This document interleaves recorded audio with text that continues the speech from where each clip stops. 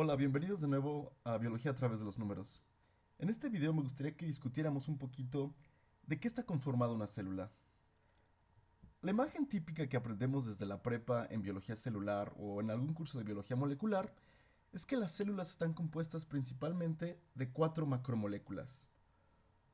Los ácidos nucleicos, aquí representados por el DNA, el ADN, podemos pensar en el DNA como el libro que contiene todas las instrucciones o la memoria de la célula que le dicta cómo actuar. Otro componente muy importante de las células son las proteínas, aquí representadas por la hemoglobina. Proteínas. Em, la gama de tareas que pueden realizar las proteínas es impresionante. Son la maquinaria celular que realiza la mayoría de las funciones.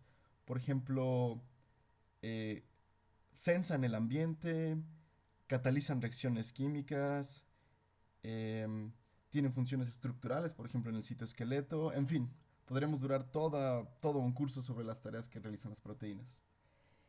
Las células podríamos decir que almacenan su energía en las moléculas conocidas como carbohidratos.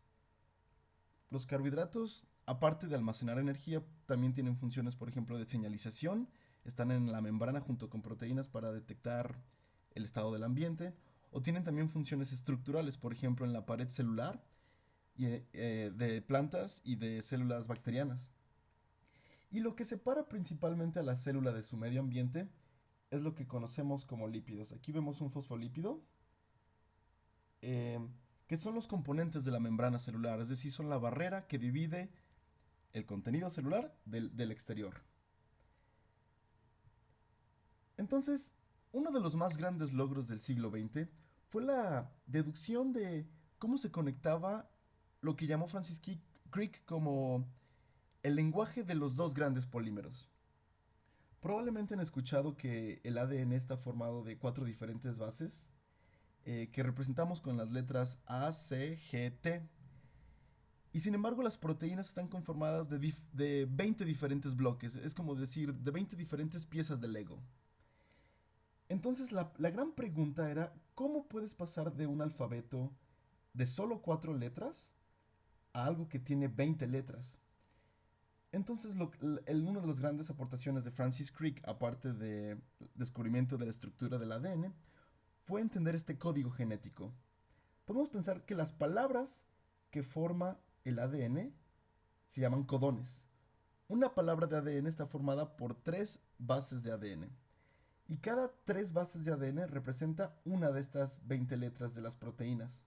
Entonces tenemos 64 posibles combinaciones, así que tenemos bastante redundancia, es decir, varias palabras significan el mismo aminoácido y hay algunas palabras especiales que significan, por ejemplo, que se detenga el gen, donde termina un gen. También podemos pensar en, digamos, palabras de las proteínas, que sería lo que se conoce como la estructura secundaria. Es decir, todas las proteínas tienen estas serie de subestructuras que las conforman. Y ya les había platicado un poquito de la alfa hélice que descubrió Linus Pauling. Y también existen las hojas beta. Sin meternos mucho en el detalle, solo quiero que conozcan los principios fundamentales de esto. Y ya si quisiéramos pensar en oraciones completas, a nivel de ADN una oración completa, en este lenguaje de nucleótidos, sería un gen. Que ya hemos hablado bastante del gen, los elementos hereditarios que Mendel descubrió, en fin. Las palabras en el lenguaje de las proteínas, pues sería la proteína en sí, que está formada por diferentes subestructuras secundarias, es decir, que varias alfas hélices y varias hojas betas se arreglan en el espacio tridimensional y puede darnos, no sé, un trozo de citoesqueleto o una enzima que cataliza una función.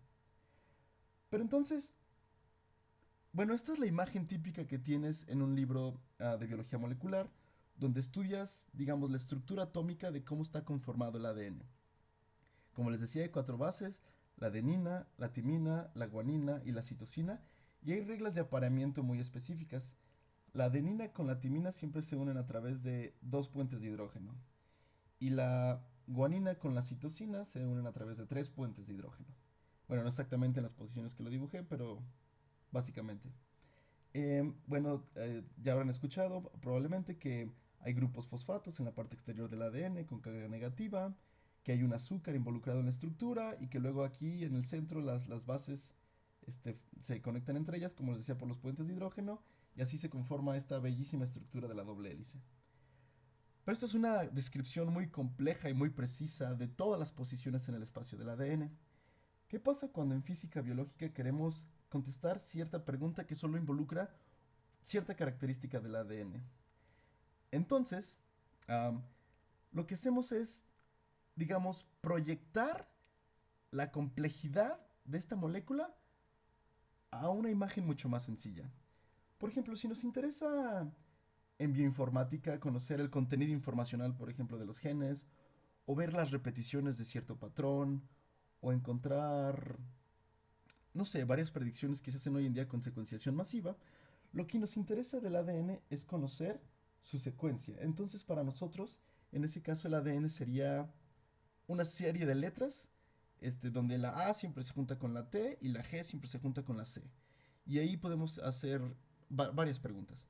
Pero durante el curso vamos a estudiar el ADN desde otras perspectivas. Por ejemplo, una que vamos a ver bastante es que podemos imaginar al ADN como una carretera.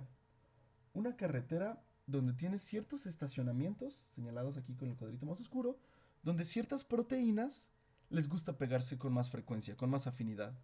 Y eso tiene que ver con la regulación de los genes, cuando se apaga un gen, cuando se prende. Entonces, imaginarnos el ADN como una carretera con estacionamientos nos va a ayudar a responder preguntas sobre regulación genética.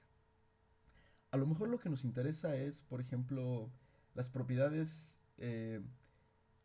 eléctricas del ADN. Entonces podemos imaginarlo como en un modelo sencillo, como si fuera un cable con carga. Ya les había platicado que el ADN tiene cargas negativas por fuera, pero para nosotros, para simplificarlo, va a ser un simple cable, como los que tienes en cualquier instalación eléctrica, y podemos contestar una serie de diferentes preguntas. Pero si nos interesa, en lugar de las propiedades eléctricas, las propiedades mecánicas del ADN, entonces lo podríamos imaginar como una serie de resortes conectados, donde tienen cierta flexibilidad y jalan unos a los otros. Y así podríamos entender, por ejemplo, cuál es la energía o la fuerza que se requiere para doblar un trozo de ADN.